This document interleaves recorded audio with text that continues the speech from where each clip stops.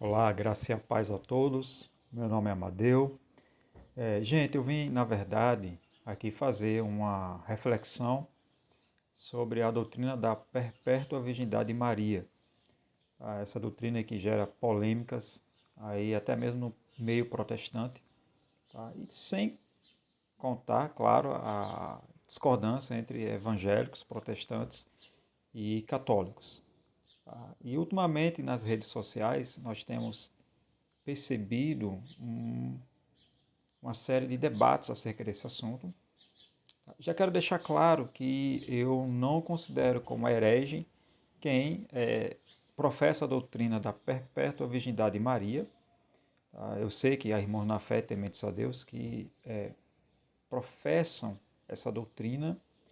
Eu já tenho dificuldade em uma pessoa que professa a doutrina da Imaculada Conceição, o dogma da Imaculada Conceição. Tá?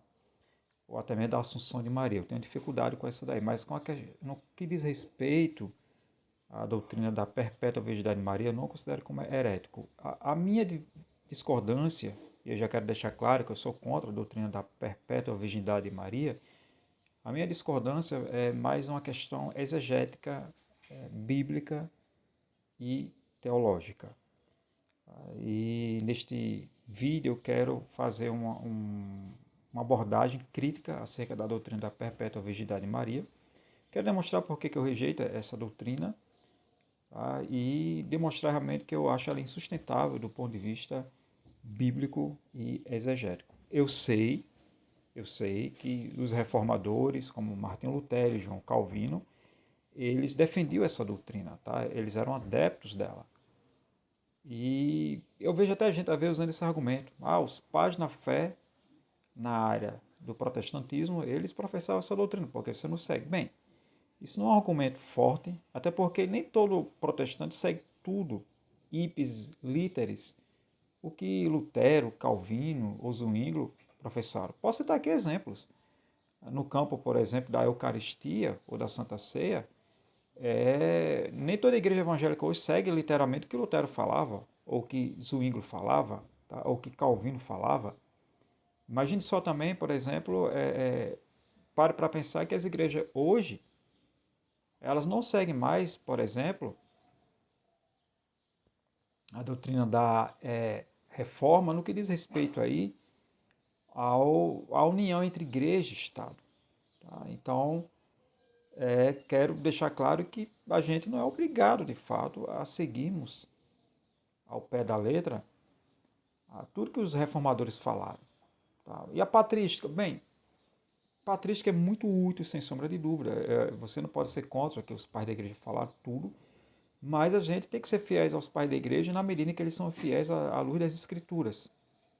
Tá? E geralmente quando a gente discorre no pai da igreja, ou de um reformador, tem gente às vezes que fala, dizendo assim, você quer ser mais sábio do que ele. A questão não é que a gente quer ser mais sábio do que eles. A questão é, eu não sou mais sábio do que eles, e nem eles são mais sábios do que a Bíblia, né, do que a palavra de Deus. Então nós devemos submeter a nossa teologia, a teologia dos reformadores, a teologia também da patrística, também à luz das escrituras. Tá? Nem tudo a gente segue. Na patrística, por exemplo, Irineu de Leão defendia a idade aí que Jesus aí tinha, se eu não me engano, quando ele morreu, tinha em torno aí de 50 anos de idade. Bem, onde na Bíblia ensina isso? Tá? E nem por isso, só porque Irineu de Leão, pai da igreja, que eu vou seguir ao pé da letra que ele está dizendo nessa temática aqui. Então, pois bem, eu vou aqui trabalhar com vocês sobre essa questão, que é muito polêmica, sem dúvida. E eu vou olhando aqui os slides. Eu queria passar até o slide para vocês verem, né, e acompanhando, mas isso exige um programa especial no computador e uma boa webcam. E eu não tenho uma boa webcam. Tá? Eu estou usando aqui a câmera, como dá para ver, do celular. E enquanto eu vou olhando o slide, eu vou comentando, eu vou lendo e vocês vão acompanhando aí. Eu quero demonstrar eu quero demonstrar a luz da patrística, a luz também da teologia bíblica, tá? E quero também responder algumas objeções que se levantam contra aqueles que são contra a doutrina da perpétua virgindade de Maria. Bem, o slide que eu coloquei aqui, gente, tem assim o título, Maria sempre virgem, tá? E eu quero, boa parte da minha fundamentação exegética, aqui, inclusive um pouco patrística também, da literatura extracanônica, é fundamentada, na verdade, neste livro aqui, do padre John P. Mayer, tá? Jesus, um judeu marginal, que na verdade esse livro não é um livro só, é uma coleção, como dá para vocês verem, ó, fora o que eu peguei aqui, né?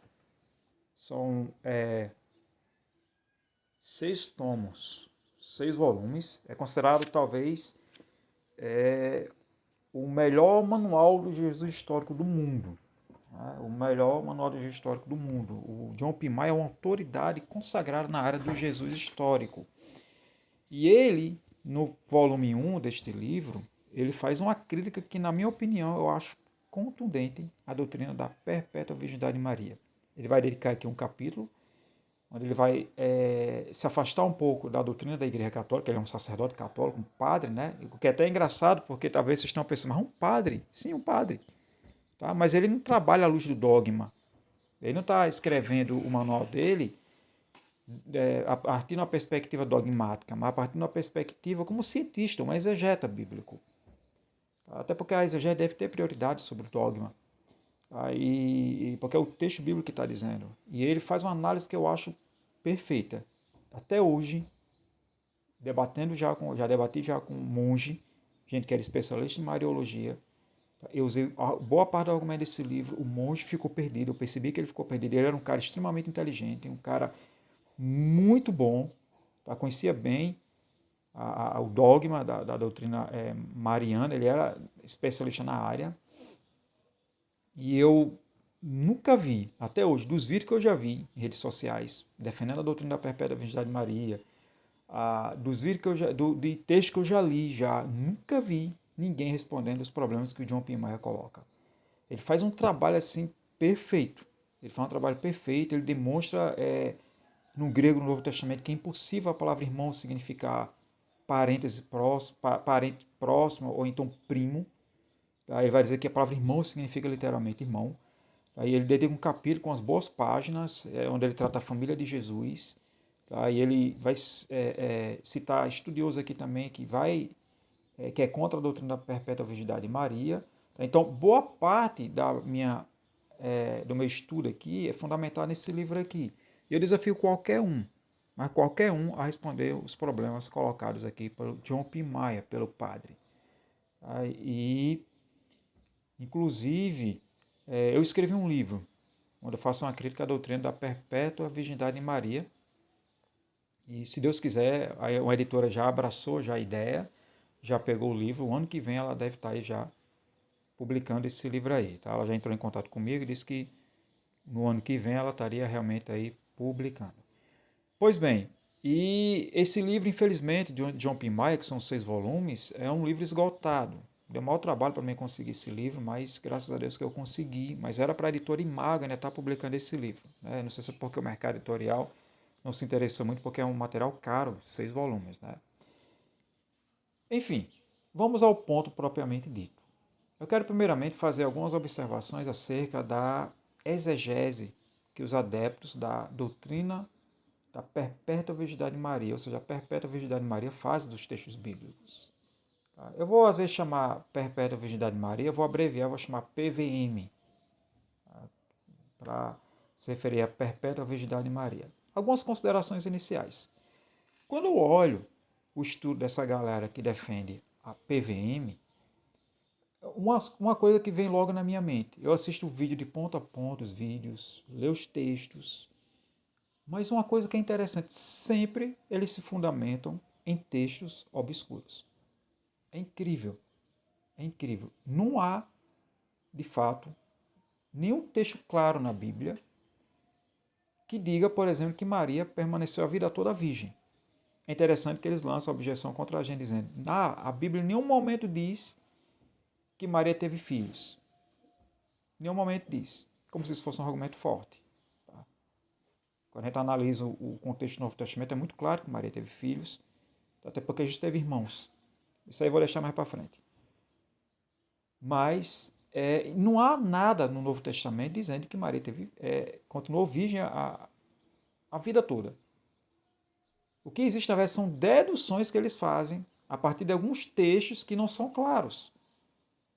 É por isso que eu considero a teoria deles uma teoria conjectural.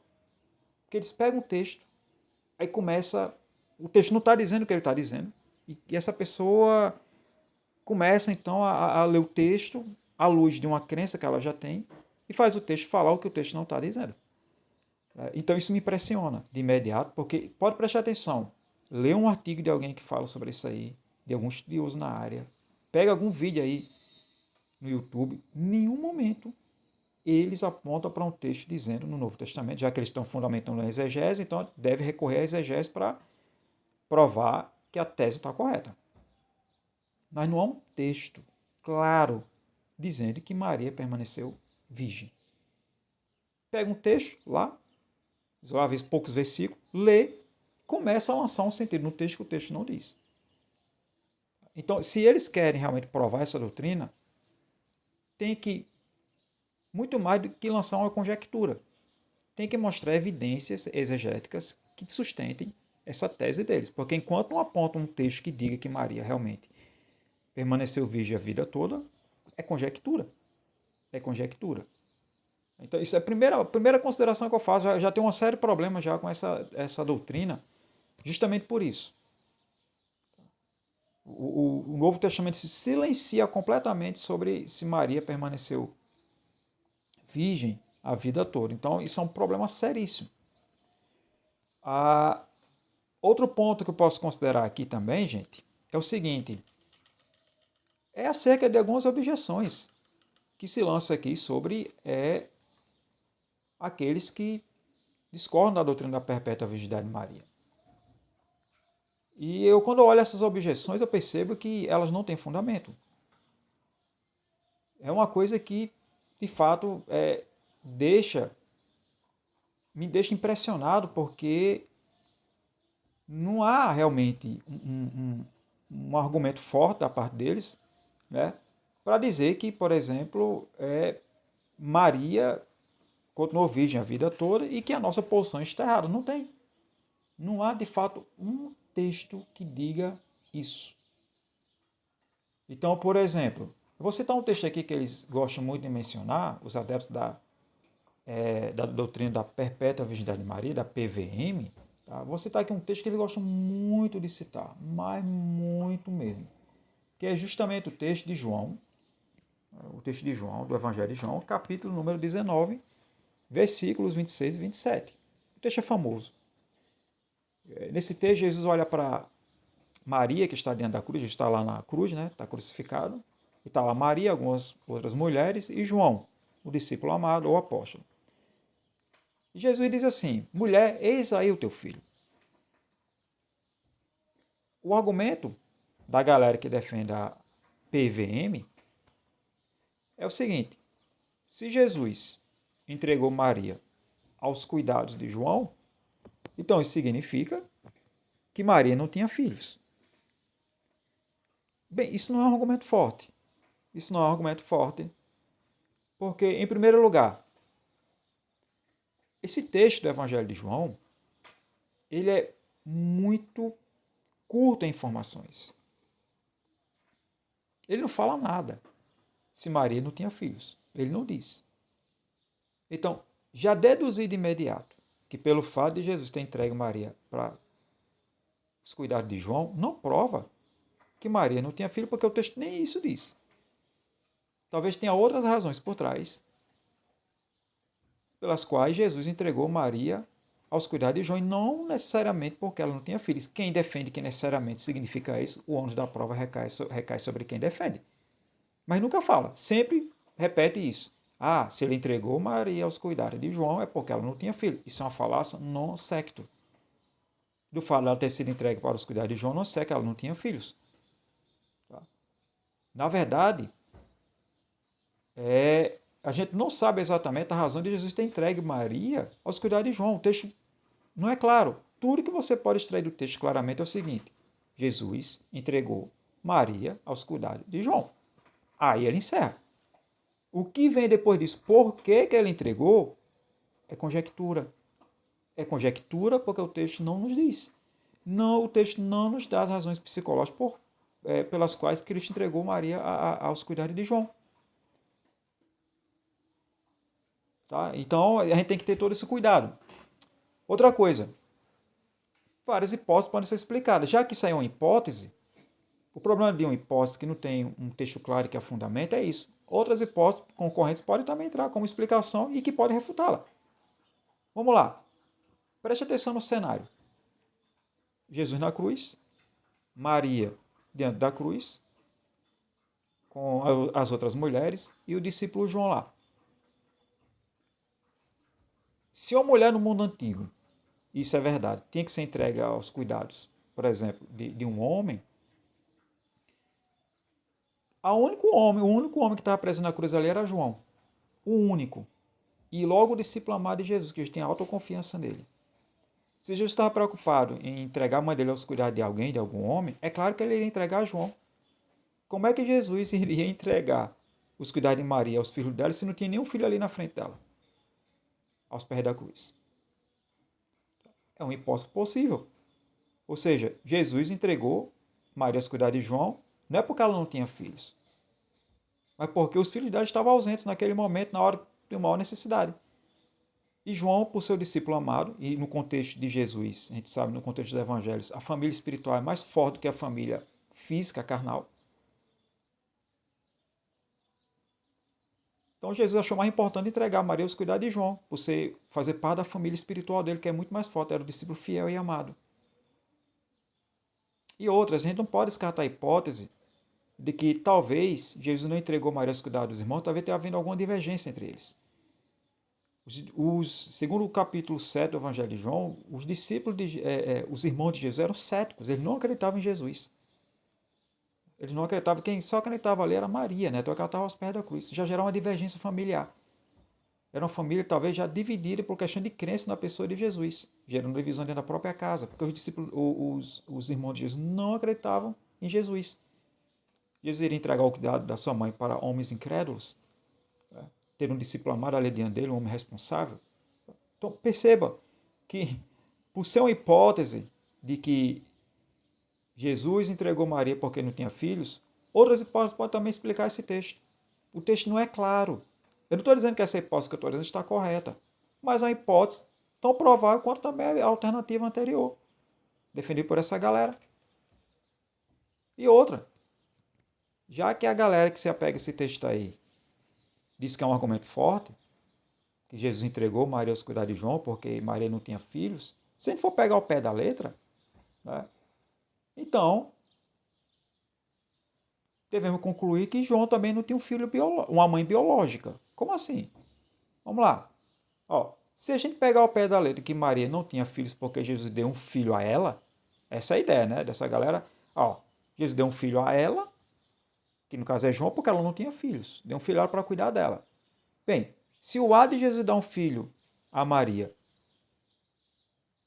isso prova que Maria não tinha filhos, Jesus também olha para João e diz assim, ó, João, eis aí a tua mãe. João não tinha mãe, por acaso? Porque ele recebeu uma mãe também. Em outras palavras, eu acho que você está entendendo o meu ponto. Se o fato de Maria receber um filho prova que ela não tinha filhos, então pela mesma conclusão, eu vou chegar à conclusão de que João não tinha mãe, porque olhou para João e falou, ó, eis aí a tua mãe. E é claro que João tem uma mãe, que não era Maria. O fato de você receber um membro novo na família não quer dizer que você tenha outros. É uma falácia non secto dizer, por exemplo, receber um filho porque ela não tinha filhos. Errado. O texto não está dizendo nada disso, João. É mera conjectura. É uma teologia da conjectura. Se pelo fato de João ter ganhado uma mãe significa que João não teve mãe, então, aliás, se pelo fato de Maria ter ganhado um filho significa que Maria não tinha filho, então pela mesma lógica, o fato de João ter ganho uma mãe também significa que João não tinha uma mãe? Outra coisa, uma coisa bem interessante que quem falou isso aqui foi o D.A. Carson. No comentário dele, o Evangelho de João, um dos melhores. Talvez um dos melhores em língua portuguesa. Talvez só é derrubado pelo daquele da Paulus, né, daquele autor Raymond Brown. Talvez, mas é um dos melhores em língua portuguesa. Ele fala uma coisa interessante. Olha o que é que Carson diz. Talvez os irmãos de Jesus não estivessem em Jerusalém durante a crucificação de Jesus, pois eles residiam em Cafarnaum. E sabendo disso, ou seja, que os irmãos não estavam em Jerusalém naquele momento, mas estavam morando em Cafarnaum, Jesus entregou a sua mãe aos cuidados de João. Não é que Maria não tinha filhos, mas era porque os filhos estavam ausentes naquele momento. Estavam morando em Cafarnaum. Ele não dava muito crédito para Jesus mesmo. Então, não estava nem aí. Então, quer dizer, é um argumento fraco. Realmente, vejo que várias hipóteses podem explicar essa passagem sem necessariamente recorrer à tese de que Maria não tinha filhos. E outra, para encerrar só esse ponto aqui, se os irmãos de Jesus mencionados em Mateus 12, 46 e 50 são primos de Jesus ou parentes, como essa galera que defende a PVM diz, né? Os irmãos de Jesus não são irmãos de sangue, não são irmãos biológicos, tá? Eles são parentes próximos ou primos. Mas aí é que está o ponto. Se essa galera, que os irmãos de Jesus mencionaram nos evangelhos, eram parentes bem próximos de Maria, que andavam com ela direto, os evangelhos mostram isso, né? Sempre eles estavam em companhia com ela, e tem um parente próximo. Se Maria tinha primos, parentes tão próximos assim, parentes, né, primos de Jesus, a ponto de não largarem-na por onde ela ia, por que Jesus não entregou a sua mãe aos cuidados desses primos, que eram muito apegados a Maria, para ser cuidado? Por que entregou a João? Então, quer dizer, percebo que essa teoria realmente é uma furada. Dizer, por exemplo, que a partir desse texto, nós podemos dizer que Maria não tinha filhos. Gente, o texto é muito obscuro para extrair informações acuradas de que Maria não tinha filhos ou de que ela tinha. Então o texto está aberto a várias hipóteses. O máximo que você pode dizer desse texto é o seguinte: não, o texto está dizendo que Jesus entregou um filho a Maria, ponto final. O que vem depois disso, entenda. Quando o texto bíblico se silencia sobre uma coisa, você diz, mas, porém, além, você está fazendo conjectura. Você não está fazendo exegese sólida. Então, essa aqui é a primeira refutação que eu posso dar a esse pessoal que faz uma objeção à galera que é contra a PVM, que é o meu caso. Outra. Ainda em João capítulo 19, né? Esse pessoal se apega muito ao artigo definido, ou. Porque Jesus diz para Maria, eis aí o teu filho. Então ele se apega a esse artigo como se ele significasse, do ponto de vista gramatical, exclusão. Então se Jesus é se João é o filho de Maria, ou, então se exclui outros. Isso é falho, esse raciocínio. Esse artigo não está dizendo que João era o único filho de Maria. Não se trata de um artigo de exclusão. Quem quiser defender isso tem que provar. Pior que o texto não diz isso. E outra, se o artigo defende significa que João era o único filho de Maria, Jesus era o quê? Não era filho de Maria? Quer dizer, se o artigo lá usado no Evangelho de João, quando Jesus fala, eis aí o teu filho, quer dizer que Maria não tinha outros filhos, mas significa que só João era o filho naquele momento, Jesus deixou de ser filho de Maria, ele também era filho. Então percebe que o ali não é um artigo de exclusão. Porque senão estaria excluindo Jesus também como filho lá na cruz do Calvário. Então veja que o argumento desse pessoal é um argumento realmente que não tem um fundamento sólido. Se apegam a detalhes para tentar criar uma doutrina em cima. A pior coisa do mundo é criar a doutrina em cima de conjecturas. Então, você precisa de texto claro, gente. Você tem que se apegar ao que o texto está dizendo e não o que o texto não está dizendo. Tá? E vem aquela dúvida, né? Se Maria não tinha filhos, então por que o Novo Testamento faz questão de dizer que Jesus tem irmãos e irmãs? Por quê? Se Jesus tem irmãos, esses irmãos e irmãs têm que ter mães. Porque o Evangelho de Mateus, capítulo 13, deixa claro lá que Jesus tinha irmãos e tinha algumas irmãs. Se ele tem irmãos, esses irmãos têm que ser filhos de alguma mulher. A única mãe registrada no Novo Testamento, que é a mãe de Jesus, é Maria. Aí isso refuta aquela ideia, né? Não, mas em nenhum momento a Bíblia diz que Maria teve filhos.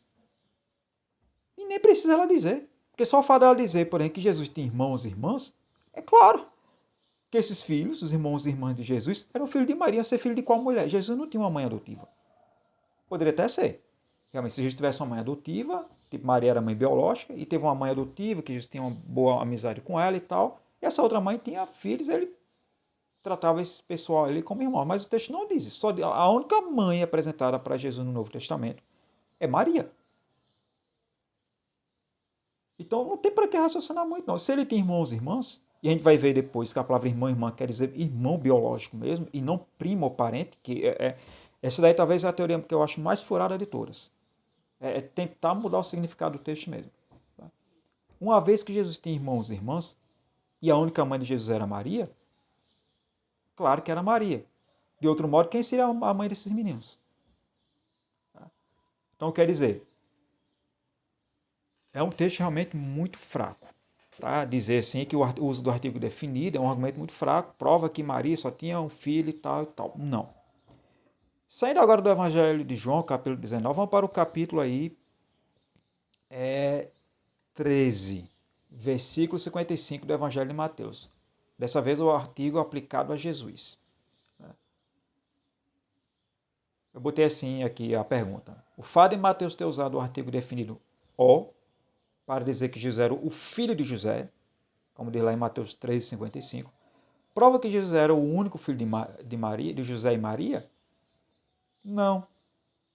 O artigo definido no grego, usado por Mateus, no capítulo 3, versículo 55, denota não exclusividade, mas destaque.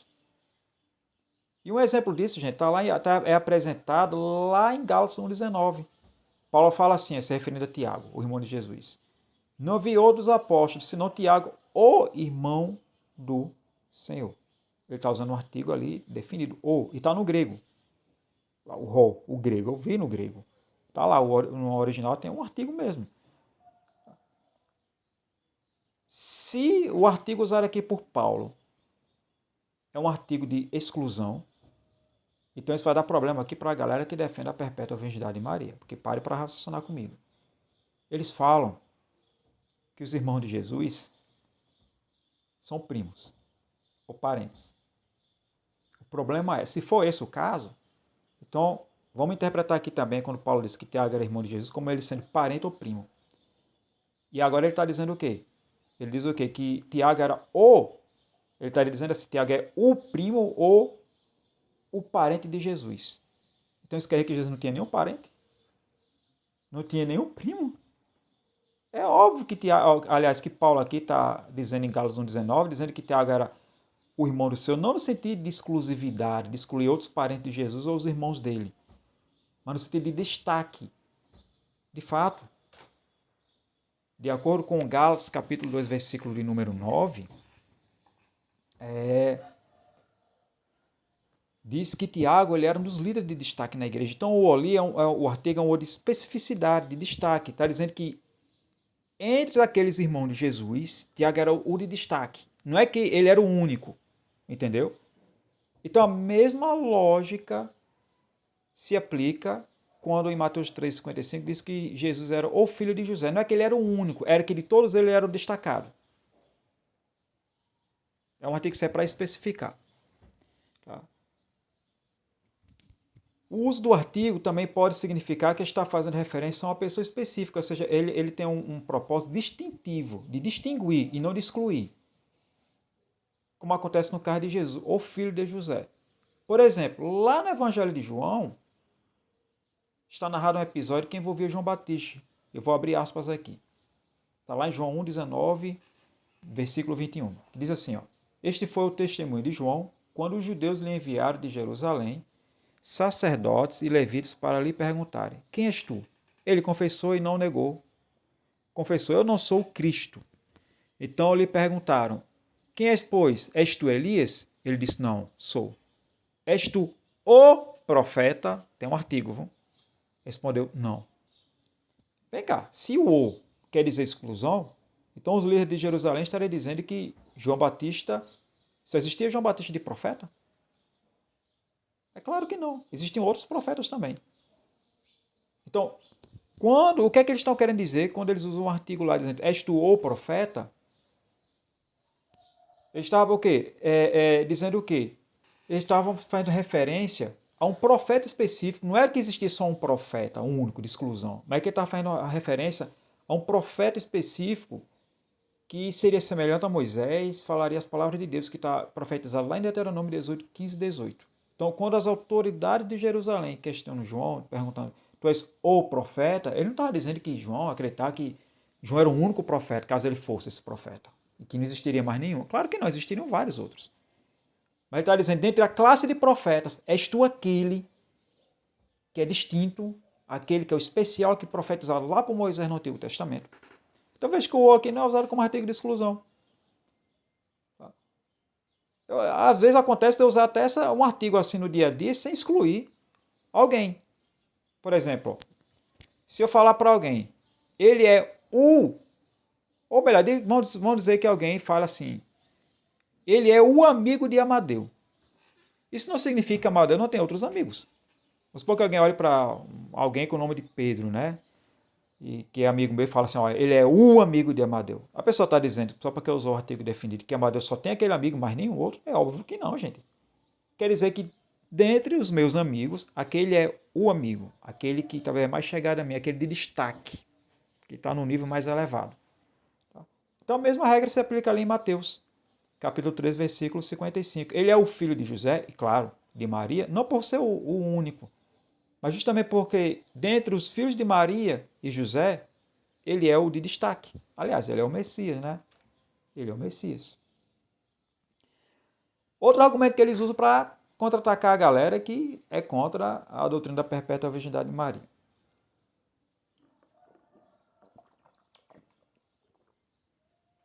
É o seguinte, eles vão dizer que o Tiago, que eu acabei de mencionar ali, né? Em Gálatas 19, quando Paulo fala que Tiago era o irmão do Senhor, eles vão dizer que aquele Tiago ali não era um Tiago, literalmente irmão de Jesus, mas era o Tiago, filho de Alfeu. Gente, esse argumento aí não convence. Isso aí não resiste a uma análise mais acurada do Novo Testamento, fazendo uma comparação com as tabelas onde aparece o nome de Tiago no Novo Testamento e os irmãos de Jesus. Não resiste.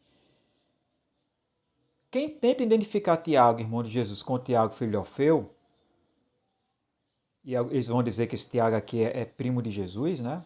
Vai gerar uma contradição insuperável entre os evangelhos. Porque, ora, os evangelhos sinóticos falam que o irmão de Jesus, Tiago, era filho de Alfeu, era Tiago de Alfeu, ele acreditava nele, e ora, no evangelho de João diz que não acreditava. Vou resumir aqui para vocês entenderem, para destrinchar. Se de fato esse Tiago mencionado por Paulo não é um Tiago irmão de sangue de Jesus, mas é o Tiago de Alfeu, então isso está gerando problema nos evangelhos, vai gerar uma contradição. Porque no Evangelho de João, capítulo 7, deixa claro que os irmãos de Jesus não acreditavam nele. Se esses irmãos de Jesus são os primos de Jesus, ou parentes de Jesus, como prega a galera da PVM, então eles vão gerar uma contradição no Evangelho. Porque preste atenção, eles vão dizer que esse Tiago é primo de Jesus. E esse Tiago é o filho de Alfeu. O problema é que o Tiago, filho de Alfeu, ele é uma pessoa crente em Jesus no Novo Testamento, durante até o ministério terreno de Jesus. Ele caminhou com Jesus. Ele acreditava em Jesus, ele era um apóstolo. Isso vai gerar uma contradição. Se o Tiago, irmão de Jesus, é o Tiago, filho de Alfeu, então ele acreditava em Jesus, porque ele era um apóstolo. Mas lá em João diz que ele não acreditava, porque fala que os irmãos de Jesus não acreditavam. Se os irmãos de Jesus ali, em João capítulo 7 também, são primos de Jesus ou parentes, e esse Tiago, citado nos evangelhos, é primo de Jesus ou parente também, então ele era para ser um incrédulo, ele não era para ser um apóstolo que acreditava em Jesus. Daí você já vê que não pode ser o mesmo Tiago. Que esse Tiago não é aquele Tiago, não é um primo de Jesus, ou esse Tiago, filho de Alfeu, não é primo de Jesus, ou irmão de Jesus, ou parente de Jesus, porque se ele fosse realmente o Tiago, filho de Alfeu, e que para essa galera que defende a PVM é primo de Jesus, então está havendo a contradição dos evangelhos, porque ele era um apóstolo, o Tiago, filho de Alfeu, a gente sabe disso, mas quando chega lá no evangelho de João, diz que os irmãos de Jesus não acreditavam em Jesus. Então, ora ele era apóstolo, ora não acreditava. Está havendo uma confusão nos evangelhos. A lógica é o seguinte, é que o Tiago, mencionado por Paulo, em Gálatas 1,19, antes da ressurreição de Cristo, ele fazia parte daquele grupo dos irmãos de Jesus incrédulos, Lá no Evangelho de João, capítulo 7, eu acho, versículo número 5, que diz assim, que nem os irmãos dele acreditavam nele. Então não é o Tiago, filho de Alfeu, porque o filho de Alfeu nunca deixou de acreditar em Jesus. Percebe que está havendo um problema seríssimo aqui. Está havendo aqui uma contradição entre os evangelhos, nessa leitura que se faz de que esse Tiago, irmão de Jesus, é o Tiago, filho de Alfeu. Não é. Porque o Tiago, filho de Alfeu, acreditava em Jesus, era apóstolo. Ao passo que os irmãos de Jesus, que segundo essa galera são parentes, ou primos, eles não acreditavam em Jesus durante o ministério terreno. Tem que gerar eles vão ter que resolver esse problema, que na minha opinião é um problema insuperável. Não dá para superar, não. Tá? Outra coisa, os evangelhos demonstram claramente que o Tiago, irmão de Jesus, não é Tiago, filho de Alfeu. Por quê? Porque sempre quando se refere a Tiago, filho de Alfeu, faz questão de usar um qualificativo. Tiago, filho de Alfeu. Mas quando se refere a Tiago, irmão de Jesus, ele, para separar os dois Tiagos, os evangelistas, né? O Tiago, filho de Alfeu, do Tiago, irmão de Jesus, fala Tiago, irmão do Senhor. Já não são a mesma coisa, porque até a forma como se qualifica os dois Tiagos são diferentes. Então não pode, o irmão de Jesus, o Tiago, não pode ser o filho de Alfeu. Outra razão porque não pode. No mundo antigo era assim, quando você queria separar pessoas com o mesmo nome, você ou dizia, chamava aquela pessoa citando o nome de um parente ou pelo local de nascimento. Por exemplo, como na época de Jesus tinham vários Jesus, aí tem o Jesus de Nazaré. Então, no caso aqui do Novo Testamento, para separar os dois Tiago, o Novo Testamento separa Tiago, irmão do Senhor, e distingue do Tiago, filho de Alfeu, dizendo que ele é filho de Alfeu. Outra coisa, que na minha opinião isso aqui é fatal. Fatal. Tem um texto no Novo Testamento que demonstra que Tiago, filho de Alfeu, não é o Tiago, irmão de Jesus. Nunca, mas nem sonho. Vou mostrar para vocês. Em outro lugar, o Novo Testamento distingue claramente os Tiagos, incluindo o Tiago, filho de Alfeu, dos irmãos de Jesus. De modo que não resta dúvida que esse Tiago citado por Paulo não era nenhum dos Tiagos dos 12 apóstolos. Dentre esses Tiagos, incluiu o filho de Alfeu, né? Vejamos esta passagem de Atos dos Apóstolos. Vou abrir aspas aqui. Quando chegaram, subiram ao aposento onde estavam hospedados. Achavam-se presentes Pedro, João, Tiago e André. Veja, foi mencionado aqui um Tiago. Tomé, Bartolomeu e Mateus. Tiago, filho de Alfeu, decore, foi mencionado aqui dois Tiago, um anterior, agora um Tiago, filho de Alfeu. Simão, o Zelote, e Judas, filho de Tiago, já é outro Tiago.